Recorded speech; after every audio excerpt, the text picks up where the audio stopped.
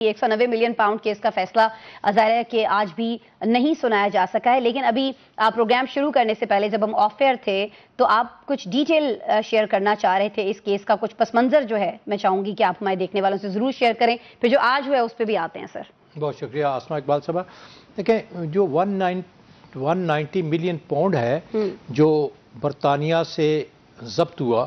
اس کی بنیاد کیا ہے کہ وہ پیسے کہاں سے ملے، کہاں سے؟ اصل بات تو یہ ہے کہ ایک پراپرٹی ہے جس کی قیمت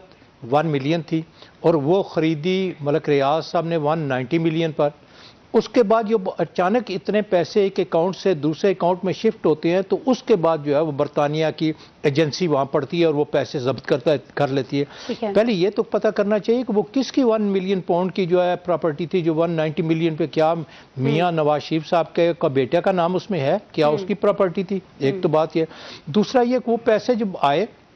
ان پیسوں کو یقینی طور پہ پاکستان کو کنٹیسٹ کرنا چاہیے تھا، کورٹ میں بتانا چاہیے تھا کہ یہ پاکستان سے چوری ہوئے ہیں، گم ہوئے ہیں، اور اس کے بعد پاکستان کے پاس آتے۔ اس میں پھر لوگ پڑ گئے، شہزاد اکبر صاحب وہ پڑ گئے، مفادات لیے، مفادات لینے کے بعد وہ پیسے حکومت کو ڈائریکٹ آنے کے بجائے وہ پیسے جو سپریم کورٹ نے کہا تھا کہ سندھ کی زمینیں آپ نے جو بلوچستان کی سرحد کی زمینوں کے بدلے لیے ہیں وہ درست نہیں ہے، پیسے دیں، ان میں یہ پیسے کریں، تو اس میں مجرا کرا۔ یہ مجرا کرنا بھی غلط تھا، یہ درست نہیں تھا، لیکن یہ پیسے کہاں سے ہے؟ پاکستان کو اس کو بھی تو پروب کرنا چاہیے کہ 190 ملین پاؤنڈ جس کے پاس گئے ہیں اس کے پاس پراپرٹی کہاں سے آئی۔ یہ دو بنیادی چیزیں، ہم آدھی بات کو تو پکڑتے ہیں، آدھی بات کو نہیں لیتے۔